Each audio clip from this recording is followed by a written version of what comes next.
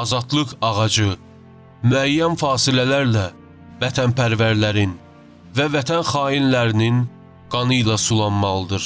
Thomas Jefferson, Amerika Birləşmiş Ştatlarının 3-cü prezidenti.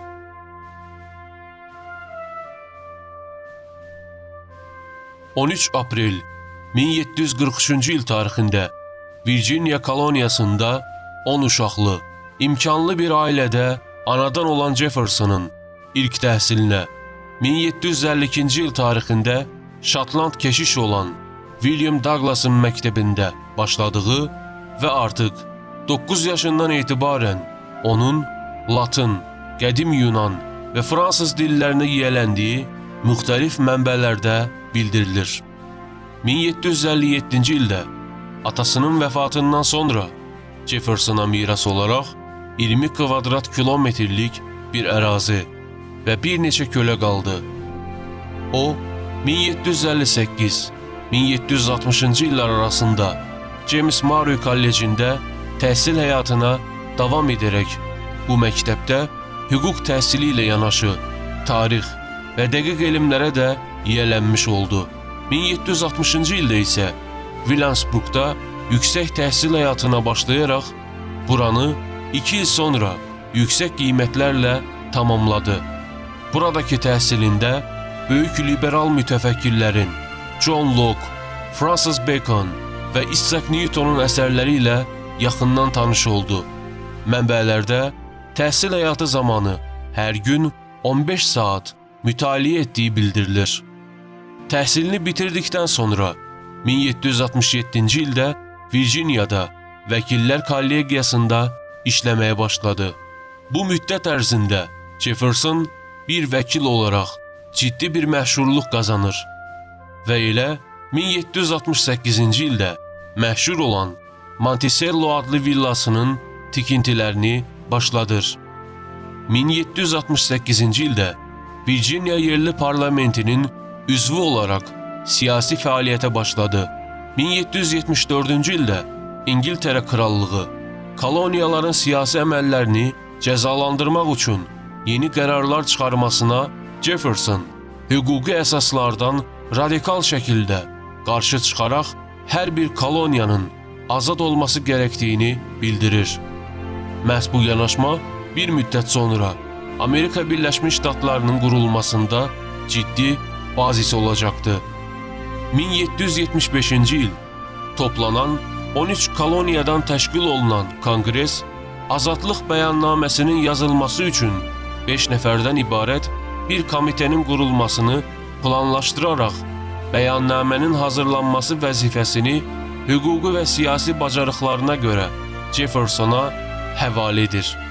1776-cı ildə Jefferson bəyannamənin qaralama nümunəsini Konqresə təqdim edir.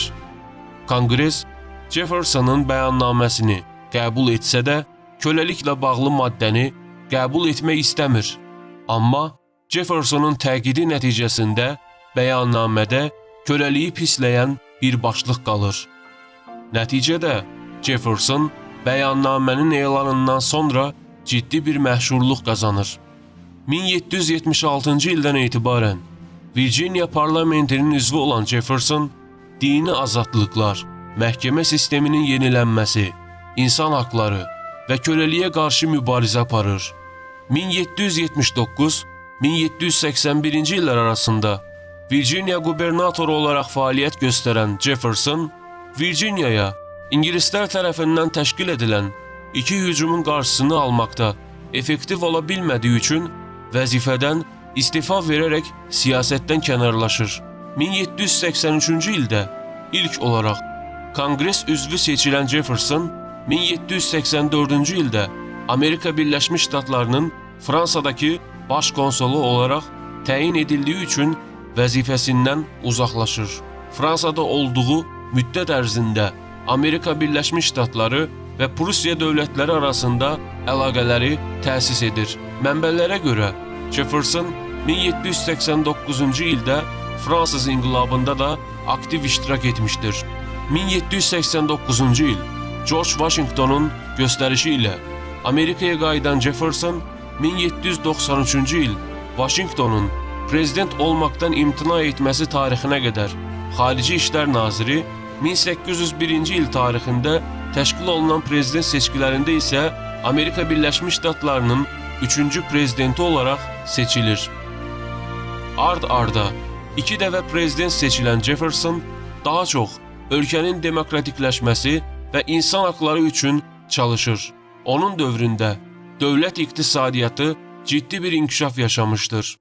Prezidentlik fəaliyyəti ilə yanaşı, böyük liberal mütəfəkkir olan Jefferson həm gücləndirdiyi liberalizm ideologiyası, həm Amerika müstəqillik bəyannaməsi, həm də Amerika Birləşmiş Ştatları tarixində ilk dünyəvi universitet olan Virginia Universitetinin memarı olaraq xatırlanır. Jefferson vəfat edəcəyi 1826-cı ilə qədər Monticello villasında yaşamışdır.